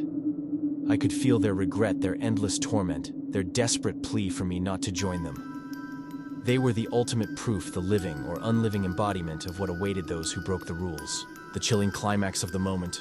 One figure in particular stood out. An old man, his face deeply lined, his eyes filled with an unbearable sorrow. His features were strangely familiar. A fleeting echo of someone I might have seen in an old photograph, or perhaps a reflection of Cap himself, aged and broken. He drifted closer, his translucent hand reaching out not to touch but to point. He pointed at me, then at the covered porthole, then at the door where the relentless pounding continued. And then a single clear whisper, cutting through all the other noise, resonating directly in my skull, louder and more distinct than any other.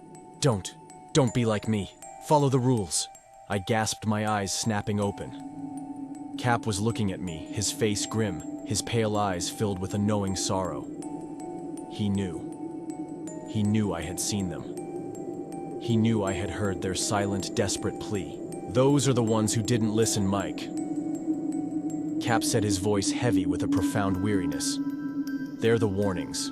They want you to join them. I looked at Cap, then at the door where the pounding continued, then back at the spot where the old man's ghost had stood.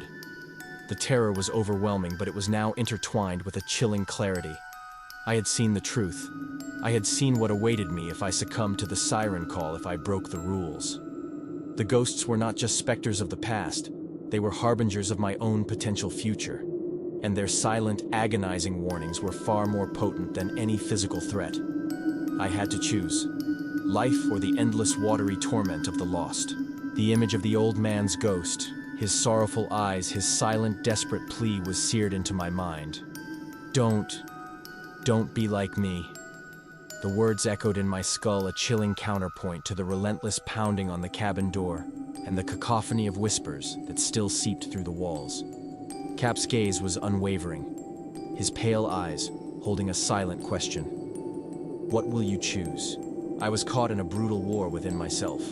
On one side, the primal instinct for survival reinforced by Cap's unwavering discipline and the terrifying lessons of the past 2 weeks.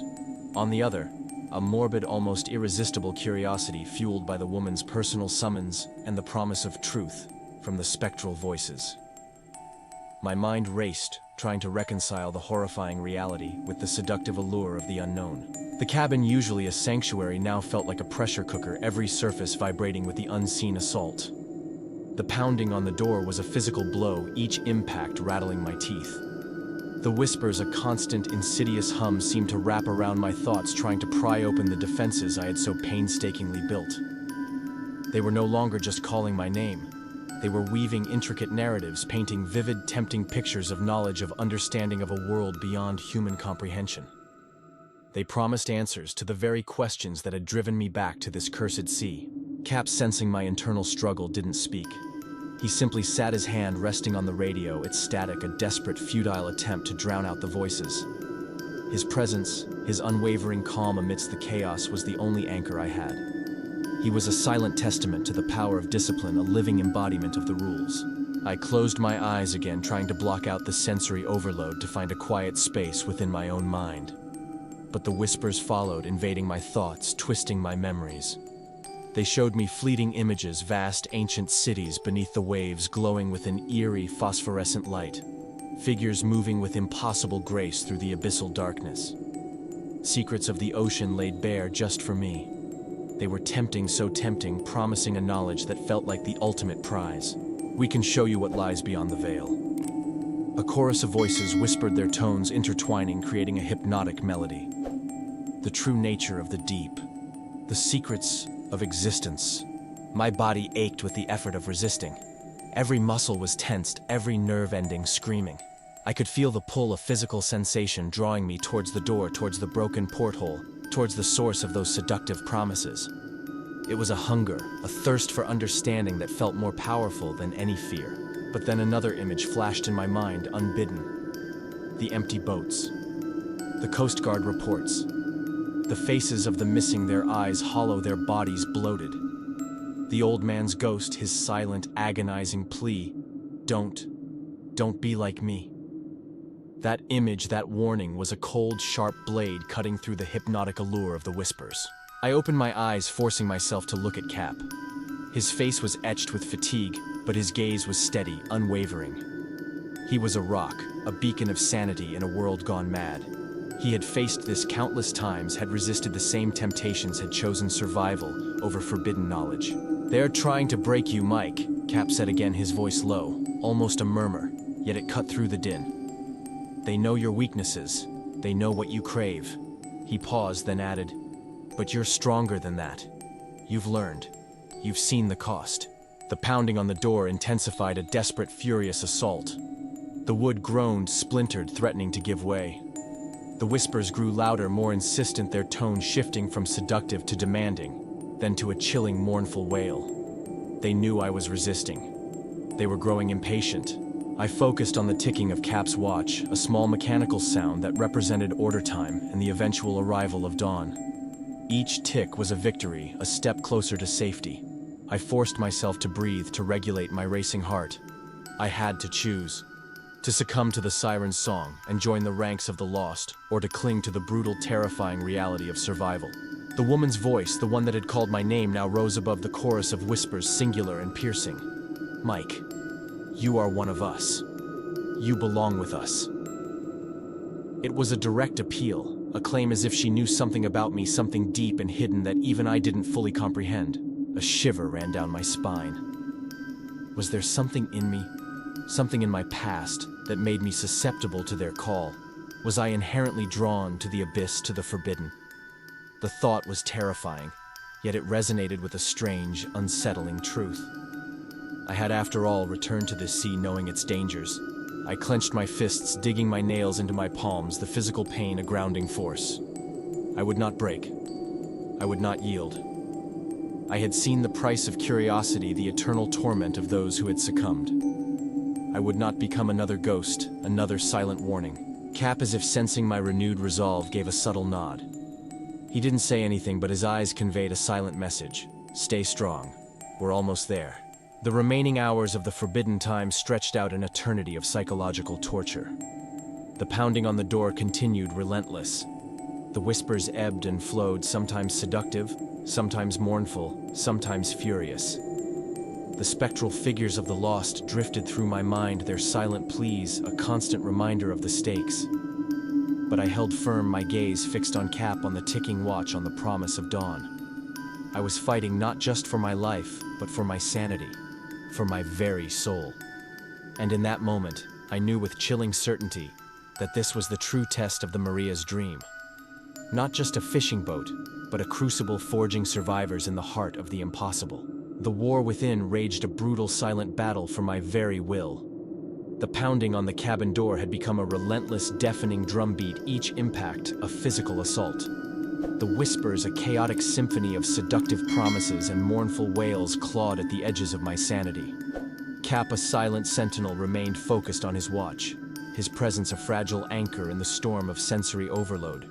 I had closed my eyes again, desperate to block out the overwhelming assault, to find a moment of respite. But the darkness behind my eyelids offered no escape. Instead, it became a canvas for the spectral figures, the ghosts of the lost, now appearing with terrifying clarity and increasing numbers. They drifted through the cabin, translucent and shimmering, their forms more defined than before. They were no longer fleeting glimpses. They were vivid, agonizingly real. Men and women, young and old, their faces contorted in silent screams, their eyes hollowed out, filled with an eternal, bottomless despair. Their skin was a sickly, translucent white, their hair matted and tangled with unseen debris. They moved with a slow, undulating grace, as if still suspended in the water that had claimed them. They were a legion, a silent, suffering multitude. I saw fishermen in oilskins, their faces frozen in terror. Women in old-fashioned dresses, their hands clasped in silent prayer. Even children, their small, distorted faces etched with an innocence that made their torment all the more unbearable. They were the countless souls who had succumbed to the ocean's lure, who had broken the rules, who had answered the call. They didn't speak with voices, not in the way the woman in white did. Their communication was telepathic, a torrent of raw emotion and fragmented memories flooding my mind. I felt their terror, their confusion, their agonizing regret. I experienced their final moments, the irresistible pull towards the water, the sudden crushing darkness, the realization of their fatal mistake as the abyss swallowed them whole. Don't be like me. The old man's ghost, the one with the familiar, sorrowful eyes, drifted closer. His face, deeply lined, was a mirror of profound anguish. He raised a translucent hand, pointing not at the door, but at my chest, at my heart. His silent message was a scream of warning, a desperate plea from beyond the grave. He was a fisherman like me, like Cap, who had once stood on a deck confident in his knowledge, only to be lured into the depths. Another figure, a young woman with long, dark hair, her face contorted in a silent wail, floated beside him. Her eyes, black pits of despair, locked onto mine. I felt her overwhelming sense of loss, her desperate longing for a life stolen, for a world she could no longer touch. She was the embodiment of the siren's victims, forever bound to the very thing that had destroyed her.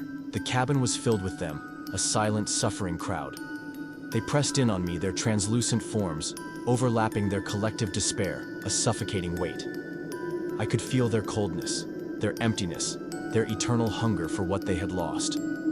They were not trying to harm me, not physically. They were trying to warn me, to show me the true cost of curiosity, the unbearable torment of eternal regret. Their silent pleas were more powerful than any physical threat. They showed me visions of their past lives, fleeting glimpses of sunlit docks, of loved ones waiting on shore, of simple joys forever lost. And then, the abrupt, terrifying transition to their current state. Endless darkness, the crushing pressure of the deep, the constant agonizing awareness of what they had become. The truth is torment. A collective thought echoed in my mind, a chilling counterpoint to the woman in white's seductive promises. Knowledge is damnation. I opened my eyes, gasping for air, the images still seared into my vision. Cap was looking at me, his face grim, his pale eyes filled with a profound, knowing sorrow. He knew I had seen them. He knew I had experienced their torment. Those are the ones who didn't listen. Mike. Cap said, his voice low, heavy with the weight of countless such encounters. They're the warnings. They want you to join them. His words were not a revelation. They were a confirmation. I had seen the truth not through the seductive promises of the woman in white, but through the agonizing despair of her victims. The truth she offered was not enlightenment, but eternal damnation. The understanding was the horrifying realization of what it meant to be lost forever, bound to the abyss. The pounding on the door continued, a relentless, furious assault. The whispers, now a cacophony of desperate pleas and mournful wails, clawed at the edges of my sanity. The woman in white, though unseen, pressed against the covered porthole, her presence a palpable weight. But the images of the lost, their silent, agonizing warnings, were now the dominant force in my mind. They were the ultimate deterrent, the chilling proof of the rule's absolute necessity. I looked at Cap, then at the door, then back at the empty space where the ghosts had been. The choice was stark, terrifyingly clear. To succumb to the allure of forbidden knowledge and join the Legion of the Lost, or to cling to the brutal, terrifying reality of survival, guided by the wisdom of those who had paid the ultimate price. The battle was far from over, but the tide had turned. I would not become another ghost. I would not become another warning. I would survive. The images of the lost, their silent pleas echoing in my mind, were a constant, agonizing presence. Their despair was a suffocating weight, their warnings a chilling counterpoint to the relentless assault on the cabin. The pounding on the door had become a furious, desperate rhythm, each impact threatening to splinter the wood. The whispers a chaotic symphony of seductive promises, and mournful wails clawed at the edges of my sanity. Cap. A silent sentinel remained focused on his watch, his presence a fragile anchor in the storm. I was fighting a war on multiple fronts against the physical assault on the boat, against the psychological torment of the whispers and visions, and against the insidious pull of my own curiosity. Every muscle in my body was tensed, every nerve ending screaming. My throat was raw from the effort of not screaming. My eyes burned from the strain of staying open, fixed on Cap, on the ticking watch, on anything that represented order in this escalating chaos. The cabin felt like a tomb vibrating with the unseen forces outside. I could hear the wood groaning, the metal straining, the very structure of the Maria's dream protesting against the relentless assault. The air was thick with the cloying scent of salt and decay, a phantom smell that seemed to emanate from the spectral figures still swirling in my mind's eye. How much longer? I rasped my voice, barely a whisper, my eyes fixed on Cap's face. He didn't answer, his gaze unwavering from his watch. He knew the exact second, and that knowledge, that absolute certainty, was both terrifying and strangely comforting. The whispers intensified, a final desperate surge. They promised ultimate knowledge, boundless power, an end to all suffering. They painted vivid, tempting pictures of a world beyond human comprehension, a realm where all secrets were revealed. The woman's voice, singular and piercing, rose above the chorus, calling my name, pleading, demanding. Mike, join us. Become one with the truth. My head throbbed, my vision blurred. I felt a dizzying pull, a sensation of being stretched, torn between two realities. The cabin, Cap, the boat. They seemed to recede, becoming distant, hazy. The abyss, with its promises and its horrors, beckoned, its darkness, a vast, inviting void. I could almost feel the cold embrace of the water, the crushing pressure of the deep. But then the image of the old man's ghost flashed in my mind again, clearer than ever. His eyes, filled with an unbearable sorrow, met mine. And I heard his silent plea, not as a whisper, but as a scream in my soul. Don't be like me. The truth is torment. That image, that agonizing warning, was the anchor that pulled me back. It was the cold, hard reality of eternal regret, a fate far worse than any physical death. I would not become another ghost, another silent testament to a fatal mistake. I would not succumb. I clenched my fists, digging my nails into my palms, the sharp pain a grounding force. I focused on Cap's face, on the steady rhythm of his breathing, on the unwavering tick of his watch. Each tick was a victory, a tiny step closer to dawn, to safety, to sanity. The final minutes crawled by an eternity of psychological torture. The pounding on the door reached a crescendo, a furious, desperate assault. The whispers became a deafening roar, a cacophony of despair and rage. The spectral figures of the lost pressed in their silent pleas, a suffocating weight. I could feel the boat shuddering, groaning under the strain, threatening to give way at any second. And then, just as I felt my resolve begin to fray, just as the darkness threatened to consume me, it happened. The clock on Cap's watch clicked. Exactly 500 a.m. The silence was so sudden, so absolute, that it was a physical shock. The pounding stopped. The whispers vanished. The spectral figures dissolved into nothingness. The boat's violent rocking ceased, and the familiar hum of the engine, which had been drowned out by the chaos, returned, a steady, comforting drone. The air in the cabin, thick with the phantom scent of decay, suddenly felt clean, crisp, breathable. My ears rang in the profound quiet, a phantom echo of the cacophony that had just ceased. I sat there, trembling, my body aching, my mind reeling, trying to process the abrupt transition from hell to silence. Cap, his face etched with profound exhaustion, slowly, deliberately turned off the radio. The white noise died, leaving only the gentle creaking of the boat and the distant lapping of waves. He looked at me, his pale eyes meeting mine. There was no triumph, no relief, just a deep, bone-weary understanding. "You did good, Mike," he said, his voice hoarse but steady. "You passed the test." He slowly rose, his movements stiff, and walked to the cabin door. He unlatched it, the sound of the bolt sliding back a jarringly normal noise. He opened the door, and the first rays of dawn, pale and ethereal, streamed into the cabin, chasing away the lingering shadows. Outside, the sea was calm, a vast shimmering expanse under a sky painted with the soft hues of sunrise. There was no sign of the storm, no trace of the relentless assault. The deck, though scarred with fresh gouges and claw marks, was otherwise undisturbed. No broken glass, no splintered wood, no lingering scent of decay. Everything was normal, as if the past 3 hours had been nothing more than a terrifying dream. But I knew it wasn't a dream. The exhaustion in my bones, the phantom echoes in my ears, the indelible images of the lost in my mind, they were all too real. I had faced the impossible, had stared into the abyss, and had chosen to survive. Cap looked at me, a faint, almost imperceptible nod. "You understand now," he said, his voice low. "Why the rules are important." I nodded, my throat tight. I understood.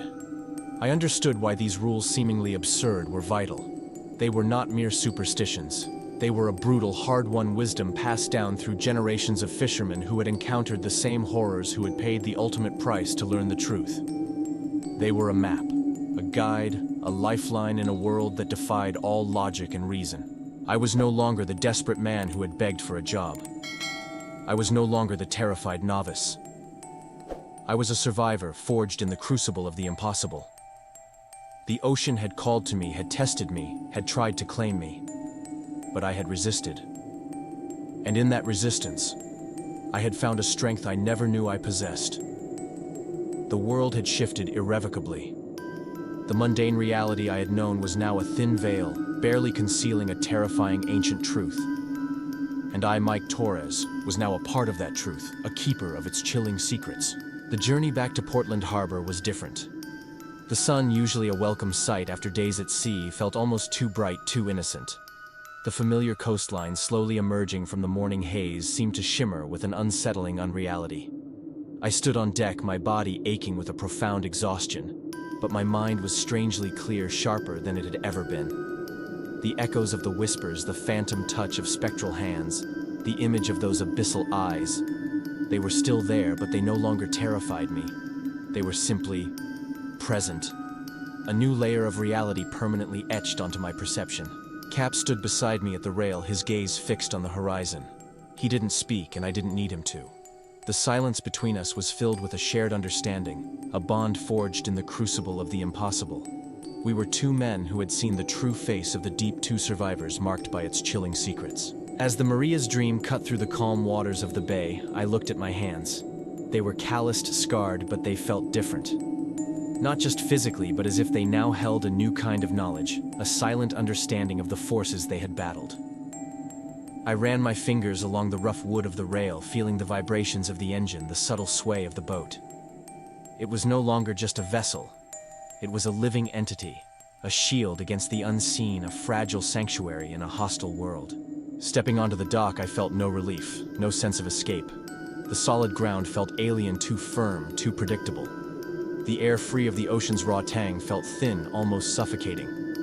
The sounds of the city, distant traffic, the shouts of dock workers, the mundane chatter of passers-by, seemed muted, distant, like a play happening behind a thick pane of glass.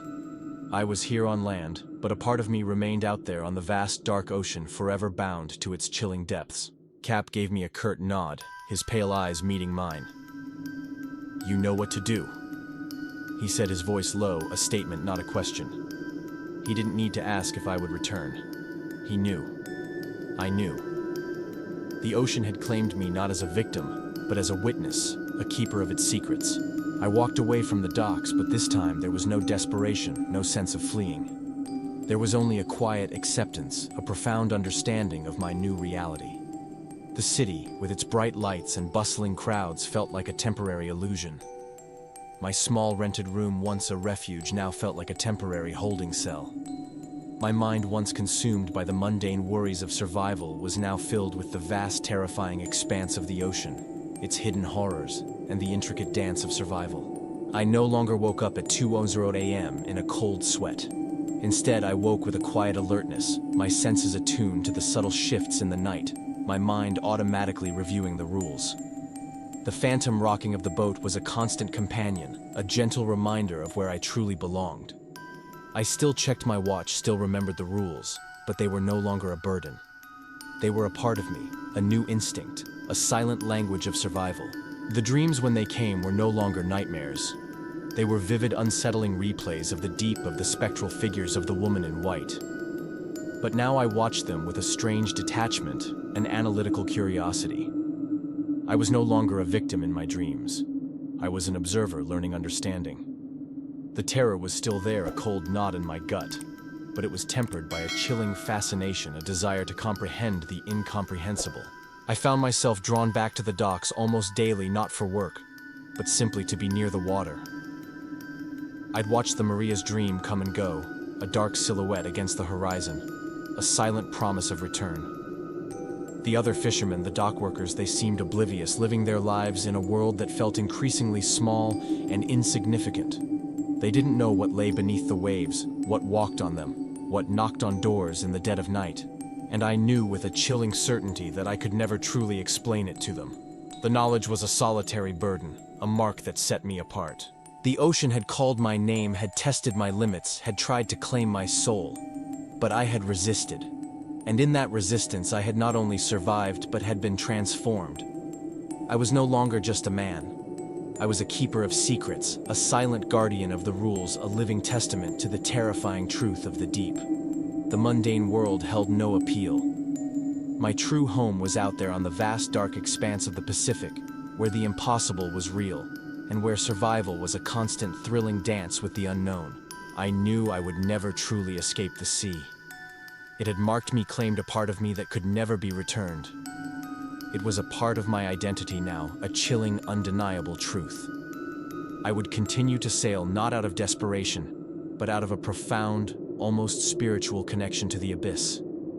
I belonged to that world now, the world of the rules, of the mysteries, of the things that should not be. And I would return again and again to face the horrors that awaited, for I was Mike Torres, and the ocean had finally irrevocably claimed its own.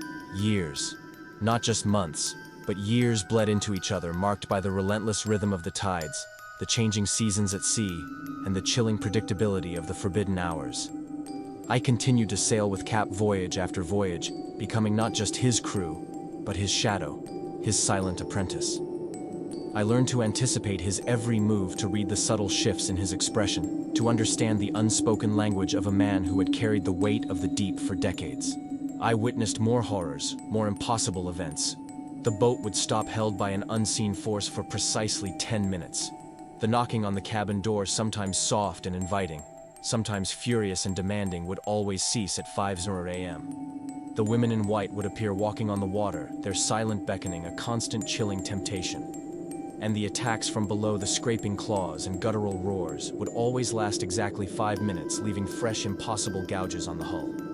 Each encounter, each test reinforced the absolute necessity of the rules, etching them deeper into my very being. I learned to identify the subtle variations in the whispers, to distinguish the mournful pleas of the lost from the seductive promises of the woman in white. I learned to recognize the specific patterns of the spectral figures that haunted my mind's eye, understanding their silent warnings, their agonizing regrets. The terror never truly vanished, but it transformed into a cold, analytical awareness, a constant vigilance that became as natural as breathing. Cap, meanwhile, grew older, his movements slower, his pale eyes holding an even deeper, more profound weariness.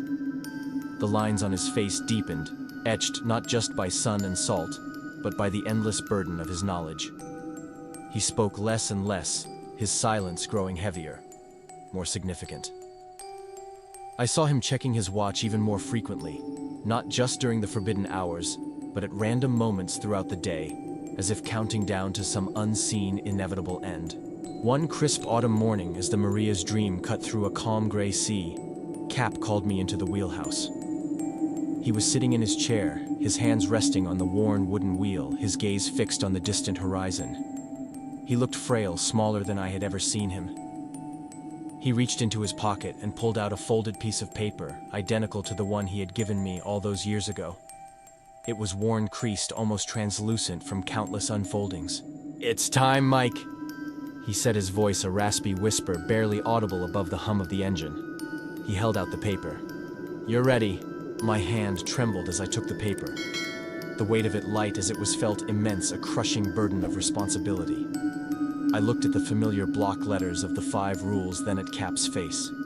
His eyes, though faded, held a quiet certainty, a profound trust. He was passing the mantle, the heavy, chilling legacy of the Maria's Dream. Cap passed away a few years later, peacefully in his sleep, in a small, quiet room on land, not on the unforgiving sea. It was a rare mercy, a quiet end for a man who had lived a life of constant vigilance against the impossible. I attended his small funeral, a handful of weathered fishermen, their faces grim, their eyes holding the same unspoken knowledge that now resided in mine. I became the captain of the Maria's Dream. I continued to sail the same treacherous waters, to fish the same rich grounds. I continued to follow the rules meticulously, religiously, for they were not just Cap's rules or the rules of generations past. They were my rules now etched into my very soul, and I began to pass them on. New crew members, young men with eager, unsuspecting eyes would come aboard seeking work, seeking a future. I would hand them the same worn, creased piece of paper, the 5 rules of survival. I would watch their faces as they read, seeing the skepticism, the amusement, the eventual dawning of unease. I would tell them in Cap's own flat, unwavering tone that these rules kept them alive. I wouldn't explain. I wouldn't try to convince them. They would learn as I had learned through the terrifying, undeniable reality of the deep. I saw the fear in their eyes during the forbidden hours, the panic when the boat stopped, the desperate struggle when the whispers began. I saw them fight their instincts, cling to the rules, and emerge shaken, but transformed from the crucible of the impossible. Some stayed, becoming part of the silent brotherhood of those who knew. Others, left unable to bear the weight of the truth, their faces haunted, their lives forever changed. The mysteries of the ocean I knew would never vanish. The colossal teeth still lurked, the women in white still walked on the water, the creatures still attacked the hull. The whispers still called, the ghosts of the lost still drifted in the mind's eye, their silent warnings a constant reminder. But I also knew that with the rules we could survive. We could navigate the impossible. I am Mike Torres, captain of the Maria's Dream, and I am the keeper of the rules. I am the one who knows what lives beneath the waves, what walks on them, what knocks on doors in the dead of night. I am the one who carries the burden of this chilling knowledge, and I will ensure that these secrets, these vital instructions for survival, are passed down, generation after generation, so that others too can survive in the world we were never meant to know. The vigil is endless, the battle eternal.